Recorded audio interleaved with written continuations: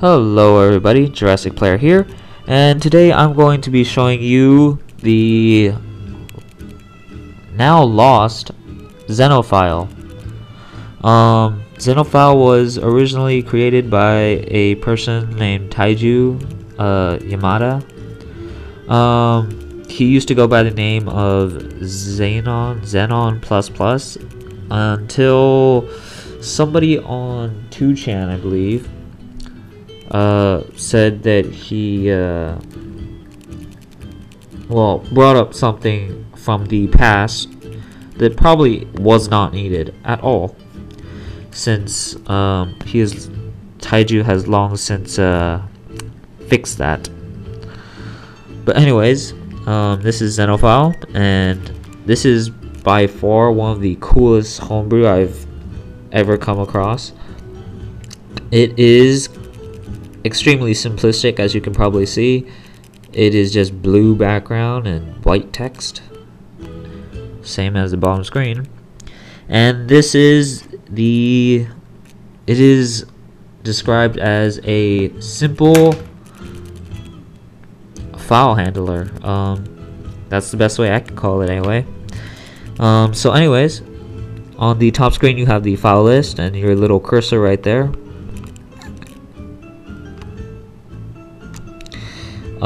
The very top shows you your file path. It can load homebrew.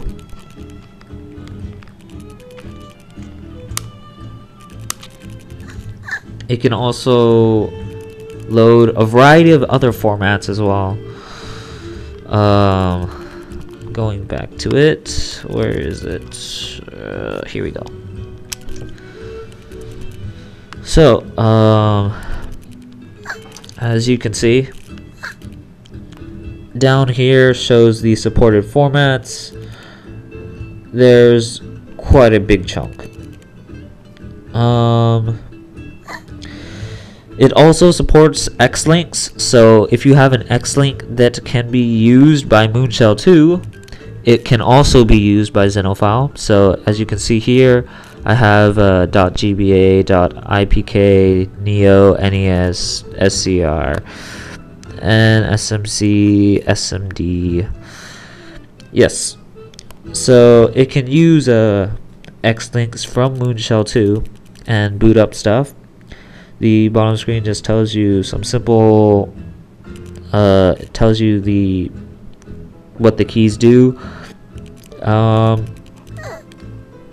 It's pretty simple to understand, at least I believe it is. X is to toggle hidden files so that you could see or hide hidden files. Not particularly useful to me because I don't exactly have any hidden files at the moment. The LNR switched the file filter, so if you look down here, it says hide hidden system. Pretty much that means all the stuff that are hidden right now are the stuff that are kind of needed in a way. And then you can click X to show hidden system. Pretty much hidden system, hidden files. I'm pretty sure most people know what hidden files are. System files, that kind of more applies to people that use Windows. Windows does some weird stuff sometimes, and they put random system files all over the place sometimes. So this can show you them. Anyways, so continuing on, pressing L or R changes the filter. You can see the filter right here. The current filter is .nds, and then you can change it to supported or all, and then it'll just change it accordingly. So on to the cooler functions. If you have a text file or some other sort of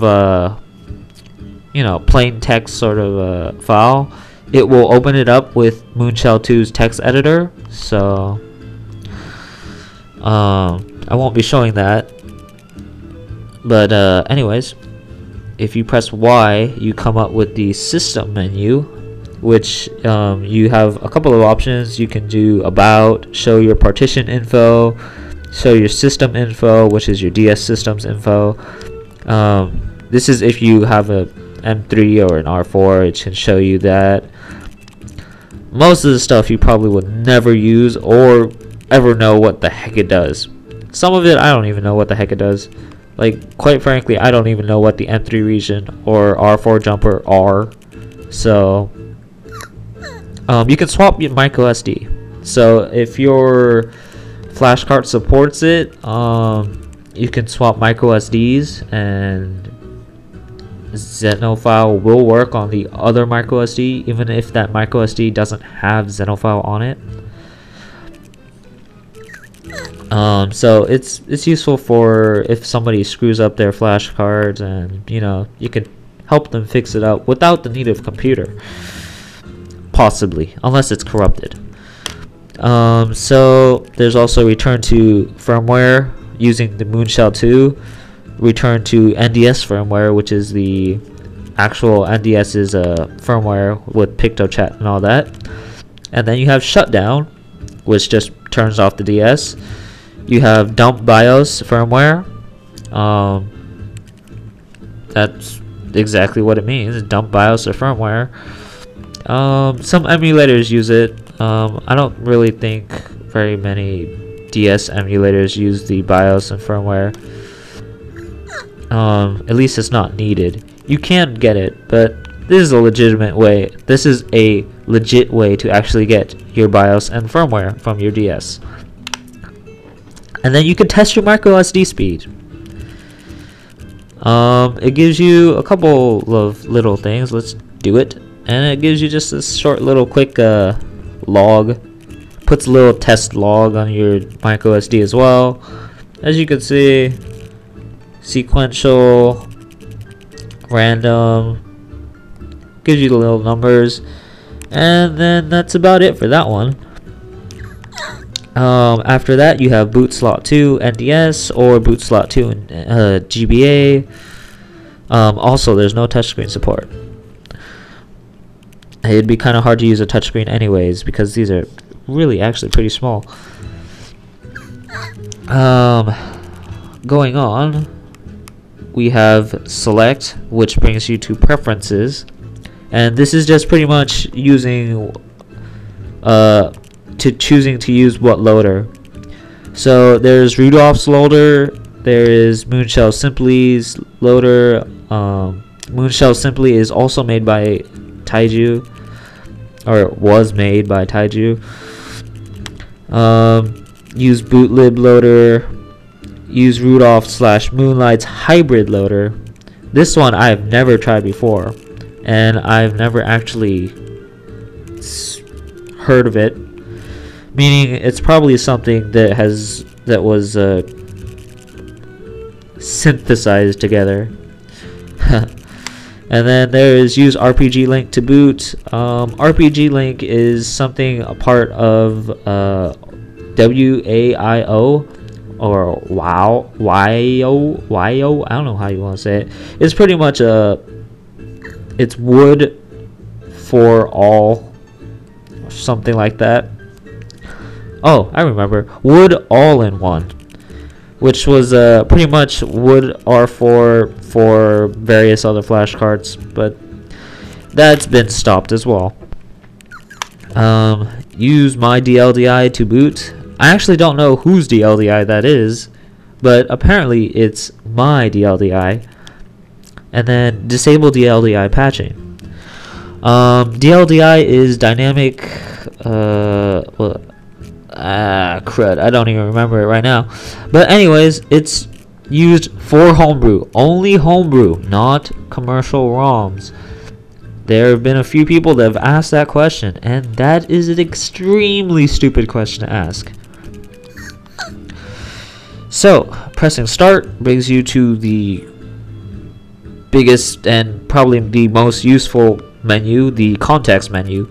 It has cut, copy, paste, delete, rename, create new file, make directory, change timestamp, touch. I don't know what touch is, but apparently it touches files. You can change the attributes, so the hidden, read-only, archived, system file, you can change those attributes here. You can check the stats of a file or a folder. So this folder that I have right now is, I don't know, it's been accessed this time, modified then, and various other information. Continuing on, we have calculate hash. Calculate hash is calculating the I think there's an MD5 in there, as well as other stuff. Let's check it out. So calculate hash, it checks the file, reads all of it, and then it comes out with the CRC16, CRC32, and I was right, the MD5 hash. And then Adler32. I've never actually seen anybody use Adler32, but it's there. For bigger files, it's a bit longer. Generally, if you're trying to do a big file, I'd rather say just do it on a computer. You have fixed header for those sort of ROMs or homebrew with broken headers.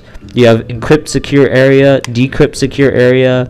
That is, if you've ever heard of encrypted NDS ROMs, this is where that comes into play. You can decrypt those encrypted NDS ROMs, and they won't pose quite so much as a problem. Also, the EasyFlash 5i, and I think probably the EasyFlash 5, I'm not sure about the EasyFlash 5, but the EasyFlash 5i and the iSmart Premium's Fish Shell 2 will both be having the decrypt feature integrated into their system soon, actually. And continuing on, there is the run as homebrew and the run as homebrew after swapping a cart. This one is actually just kind of a joke function. The run as DS booter, I believe that one is for the M3, but I'm not sure. And then there is the run as R4 kernel. That's for R4 only. So if you have a underscore DS menu, DS .dat, you can boot that, even though it's for the original R4. Those are actually encrypted, but this can run it. And then you have manual DLDI patch. You can choose a DLDI and then manually patch homebrew, and then you can open the text editor. Once again, the text editor is from Moonshell 2's text editor, and that's pretty much it. Apart from that,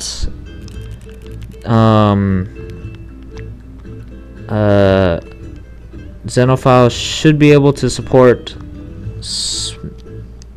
music, if I have any.